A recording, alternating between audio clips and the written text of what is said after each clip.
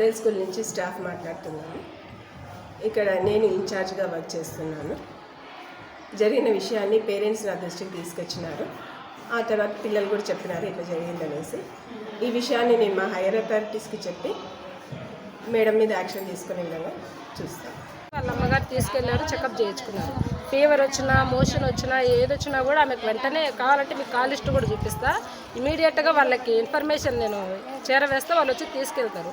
ఇప్పుడు ఏంటంటే మాకు మొన్న ఒకసారి కాల్ చేసి వాళ్ళ అమ్మాయి చదవలేదని, ఒకసారి 2 సార్లు కాల్ చేసి చదవలేదంటే వెట్టకారంగా నువ్వు రాయిపో మేడం, నువ్వు ఉండేది ఎందుకు మేడం, నువ్వు రాయిపో 10th క్లాస్ ఎగ్జామ్స్, నువ్వు రాయిపో మేడం, మా పిల్ల చదవదు, మా పిల్ల రాయదు, నేనే ఇంత బండెడు మోపు కట్టలు తీసుకొని వస్తా, కొట్టండి చదివించండి మేడం మీరంటే మాకు కొట్టే ఇది రైట్ లేదన్నా, ఏమన్నా మీరు చెప్పండి, నేను కాల్ చేసి ఇస్తున్నా, మీరు చెప్పండి, మీరు భయం పెట్టండి అని అంటే నేను పెట్టను మేడం, మా పిల్లలు చదవలే, మా పిల్లలు అదేదో స్కూల్లో చదివినారు, ఏబిసిడీలు కూడా రావు మా పిల్లకు, మీకేం ఇది లేదు మేడం అంటే మరి ఫెయిల్ అయితే మమ్మల్ని అడుగుతారు కదన్నా, మేము ఆన్సర్ చేయాలి కదా ఎవరికైనా అంటే అది మాకు సంబంధం లే మేడం, మా పిల్ల పాస్ కావాలా అంటే మరి మీరు చెప్పండి నా చదవమని అంటే మీరు రాయండి 10th క్లాస్ ఎగ్జామ్స్, మీకు ఏదైనా ఇది ఉంటే మీరు వెళ్ళి రాయిపోండి మేడం మా పిల్ల ప్లేస్లో కూర్చొని అని అన్నారు సార్.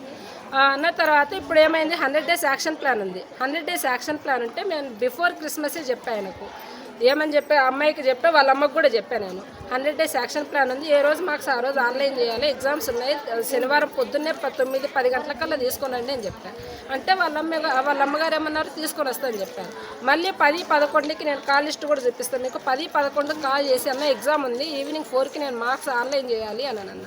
అంటే మేడం ఊరికి పోయింది, మధ్యాహ్నం తీసుకొని వస్తే 2 కల్లా 2 గంటలకు కాకపోయినా 4 గంటల కన్నా స్కూల్లో చేరవేయండి అన్న, ఎగ్జామ్ ఉంది అమ్మాయికి, మేము మార్క్స్ ఆన్లైన్ చేసుకోవాలన్న. అన్న తర్వాత సరే అని అన్నారు. ఇంకా తర్వాత మాకేం రెస్పాన్స్ లేదు. మొన్న శనివారం ఎగ్జామ్ ఉంది, ఆదివారం ఎగ్జామ్ ఉంది, ఈరోజు ఎగ్జామ్ ఉంది. నేను అడిగా ఏమనంటే ఇప్పుడు కూడా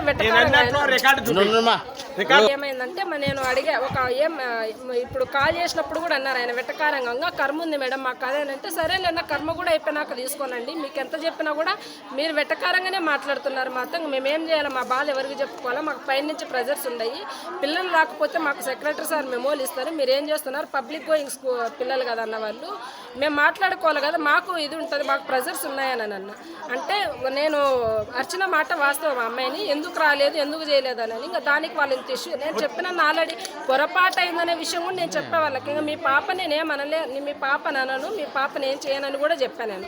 అన్న తర్వాత కూడా వాళ్ళు వినకుండా అన్పార్లమెంట్ లాంగ్వేజ్ యూజ్ చేస్తున్నారు, నీకు పొగరా, నిన్ను కొడతా, నిన్ను చేస్తాము, మిమ్మల్ని ఏమైనా చేస్తాము అది ఇదని వాళ్ళు ఇష్టం వచ్చినట్టు, ఒక టీచర్ ఒక ఎస్సీ మహిళ అని లేకుండా, ఒక టీచర్ అని లేకుండా వాళ్ళు ఇష్టం వచ్చినట్టు బూతులు వాడుతున్నారండి వాళ్ళు. మేడం ఫస్ట్ టైం అనేది ఒక చెంపదెబ్బ నేను కొట్టే తర్వాత వాళ్ళు వచ్చి గొడవ వేసుకున్న తర్వాత నేను అరిచి ఎందుకు అంత ఇది చేశారని, వాళ్ళు ఇష్టం వచ్చినట్టు అన్పార్లమెంట్ లాంగ్వేజ్ యూజ్ చేస్తున్నారు, నీకు పొగరా, నిన్ను కొడతాము, నిన్ను దొరుకుతాయని వాళ్ళు ఇష్టం వచ్చినట్టు మాట్లాడుతున్నారు అన్న వాళ్ళు.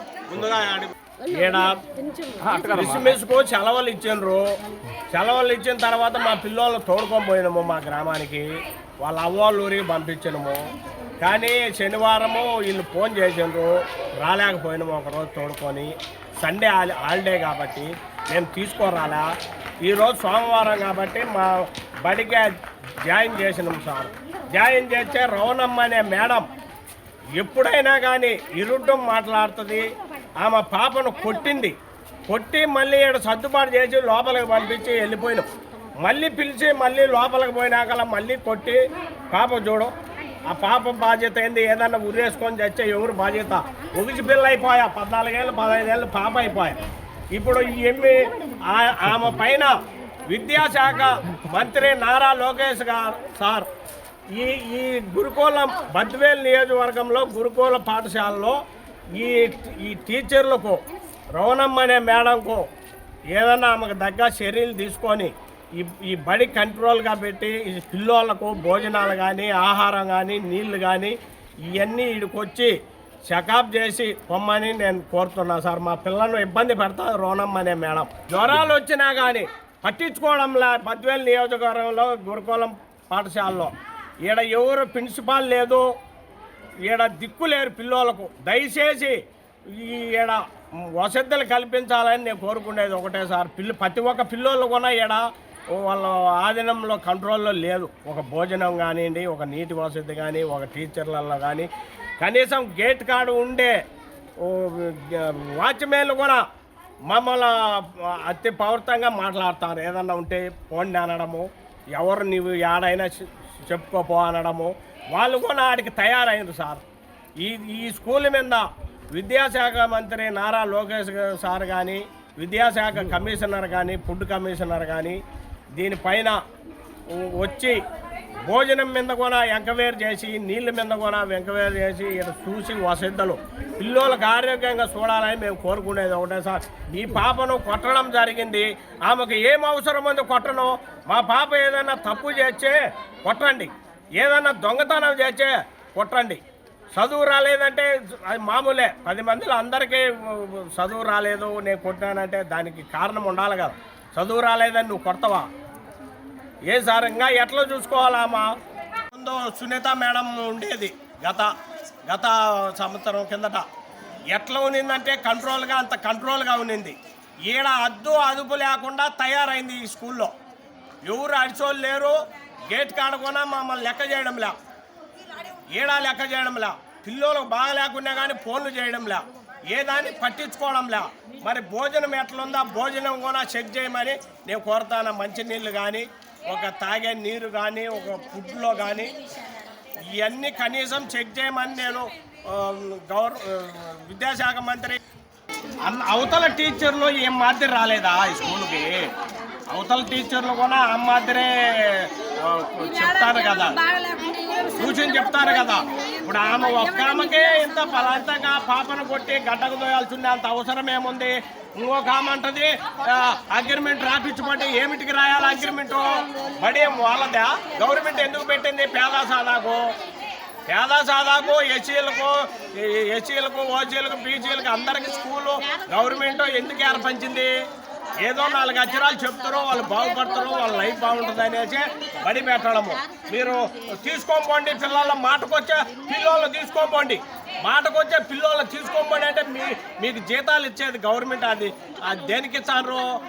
బడి స్కూల్లో పిల్లలకు గొడవ కానీ ఏది కూడా జరగలేదు సార్. ఇప్పుడు ప్రిన్సిపాల్ మేడం కూడా కొంచెం కూడా ఏది కూడా రెస్పెక్ట్ లేదు. అంతకుముందు ప్రిన్సిపాల్ మేడము గేట్ కా నుంచి యువతలకు లేదు, పిల్లలకు కానీ వాళ్ళకి అందరికి కానీ భయం ఉన్నది. ఇప్పుడు అనేది భయం అనే మాటే లేదు సార్. ఒక బాత్రూమ్లు కానీ, ఫుడ్ కానీ అన్నీ మా పిల్లలకి మాకు నీట్నెస్ భవిష్యత్తు బాగా చూపాలని మేము కోరుకుంటున్నాం సార్. నారాయణ లోకేష్ గారికి ఒక పాపని లేటుగా తీసుకొచ్చిన దానివల్ల ఆ పాపని చెరువు తీసుకున్నాం సార్. ముందు కొట్టింది, మేము గమ్ముగా బయటకు వచ్చేసినాము. మళ్ళీ వెంటనే మళ్ళీ లోపలికి తీసుకుపోయి మళ్ళీ కొట్టింది సార్. ఆ చంప ఈ చంప వాయి కొట్టింది సార్. మంది అందరూ మేడం కానీ ఇంత ఇరుటు మేము మేడం లేదు. అది మేము అటు పోయినా మా పిల్లలు బాగుంది. రవణమ్మ మేడం మంది ఎందుకు చెప్తాను, వాళ్ళ పేరెంట్స్ ముందరే కొడితే ఎవరికైనా బాధే కదా.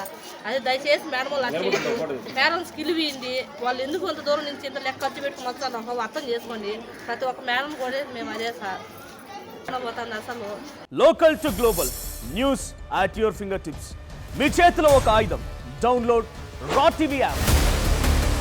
Media legend Ravi Prakash is back.